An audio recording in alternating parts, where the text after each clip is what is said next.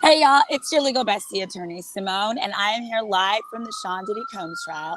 I'm just going to break down, of course it's New York City, so we've got all this noise, but I'm just going to break down what happened this afternoon.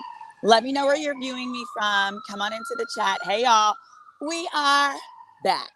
So generally trial ends at like 3 o'clock every day so that Diddy's team can have time to get with him, but we went a little bit later today. They tried to wrap up with Mia. It has still been Mia. Today has been Mia. And I just want to recap and let you know the importance of today's testimony is forced labor. Remember, I think a lot of people are getting confused and thinking that he's being charged with her SA. No, he's not on trial for the R word. He's not on trial for SA. What he's on trial for, one of the elements here is forced labor. And regarding that, I'm going to define it for you, so that as I talk to you about these facts, you're able to see, okay, what may or may not matter. Here we got it. Okay, so forced labor is knowingly obtaining labor or services by threats of financial ruin, reputational damage, or psychological manipulation. In other words, it does not have to be physical violence. It can actually be simply Diddy's team, Diddy's staff, threatening other staff members with financial ruin, reputational damage, or psychological manipulation. Obviously, this is outside of the realm of DV, right? Someone has asked, has someone revealed Mia's identity? Yeah, my understanding is that she is. It has been revealed. Hit that like. Someone asked me, did I reveal it? I honestly don't even know a name. So no, it wasn't me. But what it is on the stand, she testified as to what her name was in her role. Well, if you Google that job for Combs Enterprises, etc., or even more specifically, here we go, more ambulances. Even more specifically, if you Google that name and Revolt Films, see, Revolt Films doesn't exist anymore. It never really got to become anything. So if you Google Revolt Films and who worked for them in her role, you could find her. I'm not going to go into that because I don't think that we should dox her or any of those things. The poor girl's been through enough. But this afternoon was Brian Steele cross-examining her. And the gist of it was he was trying to establish, and he pulled out various forms of evidence showing that she loved Diddy, she loved her job, she wasn't being forced to work there, she wanted to. Now, here was some of that interesting proof. Now, it started off with, all right, so one of the things was she had written him a handwritten birthday note, and she made him a scrapbook for his birthday. She said that she went to, there's an archives department at Bad Boy. She told them what her goal was, which was to give him a birthday gift. Apparently, he had been depressed and super sad. So she thought, oh, this will be a good way to cheer him up. And the gist of what Brian was trying to get at is, if this is a person who terrorized you, if this is a person who attacked you in the way that you've said, why on earth would you make him a scrapbook? Brian actually called it a scrapbook. I thought that was clever. Because remember, at the end of the day, they always say at the end of the day, the person who tells the better story wins. And that's how you win a trial. It has to be and the reason they say it's the better story, it's the story that makes the most sense to the jury. So with Brian still using language like scrapbook to describe the birthday gift, it really makes him sound like friends. Yeah, someone asked, was she on I Want to Work for Diddy? I don't know. No, I'm not sure about that. Hit that like button and hit the subscribe, guys, as you come in. So they had their birthday card, and he asked her, how is it possible that you're still around Mr. Combs after the terrible things that he's done to you? She says, quote, it's called psychological abuse. I was like, ooh, girl, you got him. I was like, whoever prepped this witness did a really good job. Because she goes, it's called psychological abuse. Like, she was like, I didn't like the way I was treated. And she would frequently say, like, I'm not a therapist, but you can ask my therapist. I thought that was clever because it made pretty clear she wasn't just making this up. Like, these were also things that she had been working through with her therapist.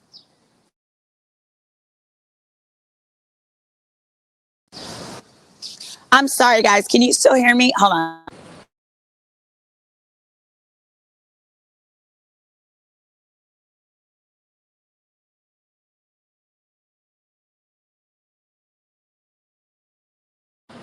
There we go. There we go. Hold on. Sorry, I just got a call. God talking. I thought I fixed that. Here we go. So, yeah, so he would frequently, there we go. How about now? I should be good. So sorry. Okay, you should be able to hear me now. It says, yep, the nursing game says the same reason why many people stay working at their jobs and can't stand their bosses. Ain't that the truth? Ain't that the truth? Sure does happen. So again, and it's also like it's also similar to like people who are abused by family members, right? And they're like, well, how could you be around Uncle Junebug? It's like literally like you have no choice. Someone says, yes, the jury consists of 8 men. It's not actually the men that I think are going to be the problem. I think it's going to be the women. Even in the courtroom, some of the women are the hardest on other women. So we'll have to see how that goes. So another topic that they talked about is Brian still asked, but how do you find any goodness at all with him? She said, easy.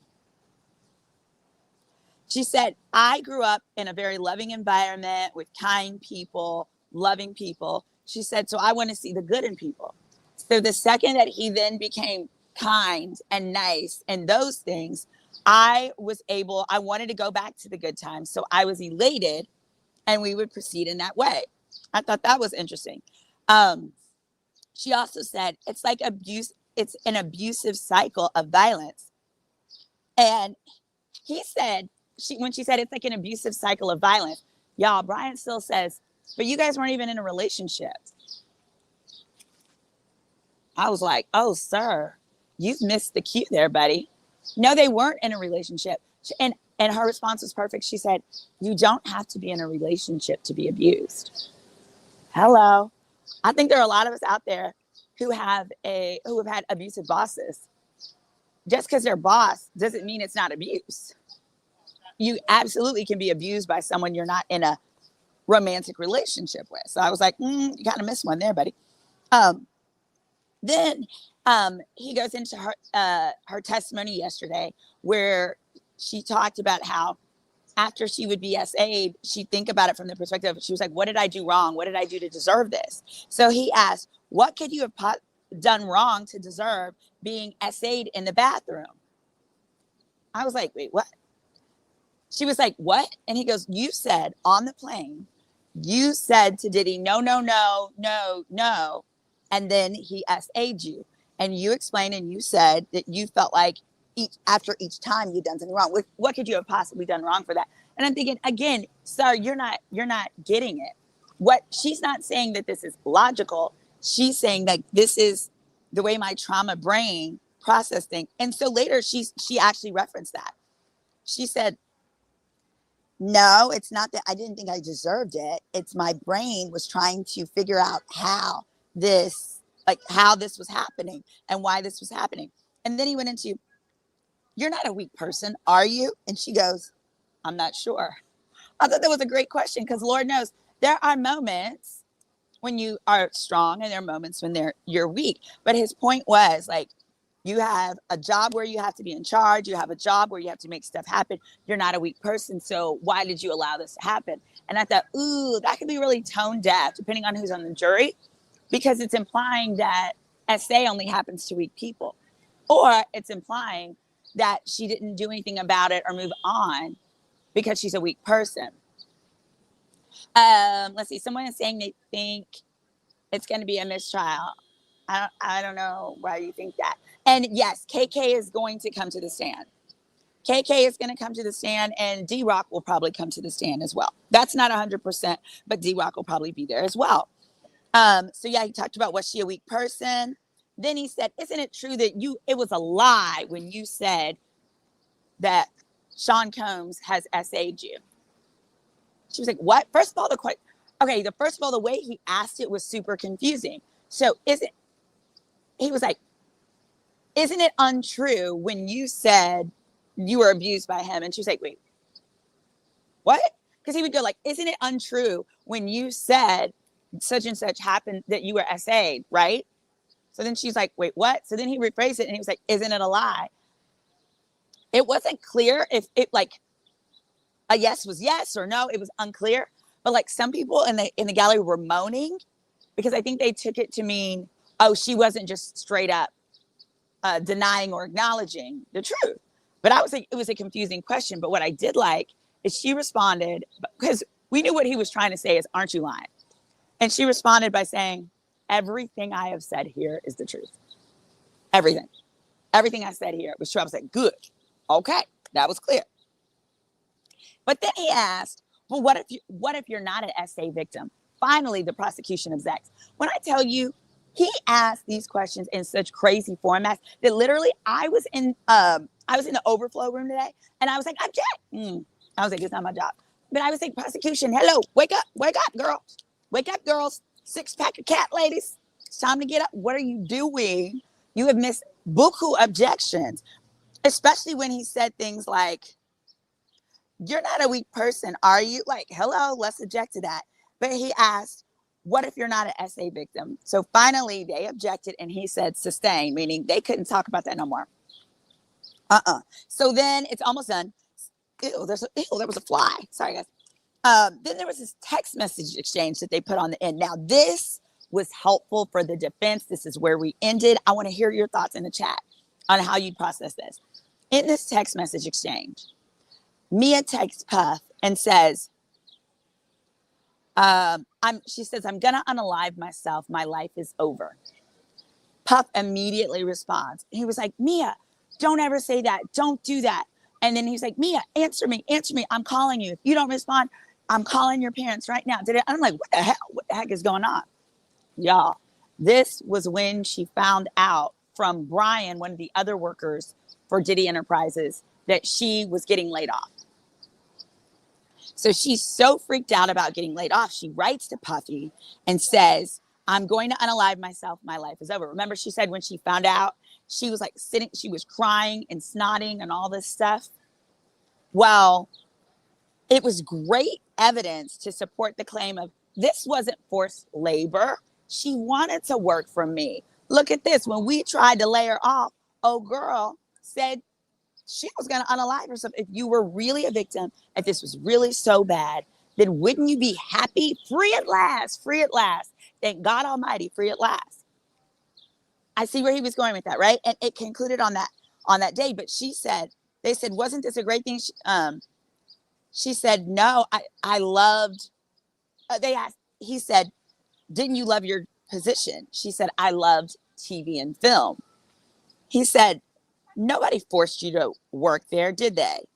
Finally, there was she said, I didn't see it that way. There was no objection. When he said no one forced you to work there, there should have been an objection to the way he phrased the question. But she did very good. She said, I did not see it that way. They said, are you telling us that you couldn't leave Combs Enterprises? And she said, yes. We ended on that. I think the free at last, where else would you work? Diddy's influence was far and wide. I think that's what she saw too. She saw it as an industry where, well, first of all, to start, in her testimony yesterday, she explained a majority of like why she was so upset was actually because of how she was told. And she did not believe that was really the reason. See, Diddy had told her that her division was the only division that was actually making money. So then she's got this other guy, this white guy, comes in, sits her down. It doesn't, his race doesn't matter, but I'm just saying it was like somebody else. Come in and tell her, no, we're laying you off because you're not actually making money. It's not a profitable division. Like there's problems all around the board. So we have to let you go. And she's like, wait. This is the direct opposite of what Diddy told me to my face last week. And more than that, why didn't Diddy tell me? I work with him 24 hours a day. If anybody is going to lay me off, it needs to be him coming to me and telling me this. This doesn't make sense. This is my life. I have dedicated my last 8 years of my career. It is all that I know. If you've ever been laid off, especially the first time you're laid off, you can probably relate to being terrified as to what's next. And I think one thing that people aren't necessarily capturing, and more importantly, I don't think the prosecution has done a good job of capturing, is that working in the music industry is not like any other industry, because there's only like 4 or 5 record labels you can work for. All the other like sub labels feed into these major labels. So if you are blackballed, if you are blacklisted, if you have any there's any negative feedback about you working for one of these, you can't go to another one. So yes, your career is over. And a lot of these people in this industry have no degree. They have no degree. So when you don't have a degree, but you have worked your way up to a job that is around 6 figures with benefits. At one point, like I think CC said she was making $90K, but they provided her with a car and housing. When you're there is something, that's one of the most frightening things, is when you have a high paying job with no degree, you can't just go apply for Amazon and expect to make the same thing. It doesn't work that way. Someone says blood in, blood out. So but that is the prosecution's responsibility, to tell that portion of the narrative to make it make sense. Because otherwise, jurors are coming from, one of these jurors works at a deli, right? They got regular jobs outside of this industry. So that's why it's essential that you have to explain this to them and make it make sense. Somebody says, so should we cry for them? If you'd like to. So what, I'm not going to work and get R-worded. Well, that's great. I don't want you to. I don't want you to at all. It's not a crime to lay people off. That is true. Her department was not performing. Nobody's saying the crime was in the layoff at all. They were just explaining how she left the company. But let's see. Ooh, there we go. All right. Thank you, Shane Bliss. It says, thank you so much for taking the time to relay information about the trial. Oh, God, it's so loud. You're doing an excellent job and look forward to hearing from you every day. Thank you. All right, let's see. It says, hey, Attorney Redwine, appreciate your efforts. Da, da, da. Simone, do I think the jury was picking up what Mia was putting down? So yesterday, I definitely do. Today, I'm not as sure. It says that blacklist from Diddy isn't 100% true. Example, 50 Cent hates Diddy and hires ex-employees from his enemies. Well, it doesn't have to be 100% true. So good point. But so, and I think his point is, yeah, just because Diddy doesn't like you doesn't mean you can't work elsewhere. Well, number one, it doesn't have to be 100% true. What matters is the threat. And that is that threat alive, and is it reasonable? Hey, girls, is it alive, and is it a reasonable threat? And these people were also able to testify to other people that they've seen him blackball. So that's what makes that threat reasonable. And you shouldn't be limited to working for one other company. If the only other person you could work for is an enemy of his, well, that leaves 50 Cent and Suge Knight. That's not how it works. Nobody goes to college or gets a degree, or even most of these people didn't go to college. Nobody goes and develops a career so that you only have 2 job options, right?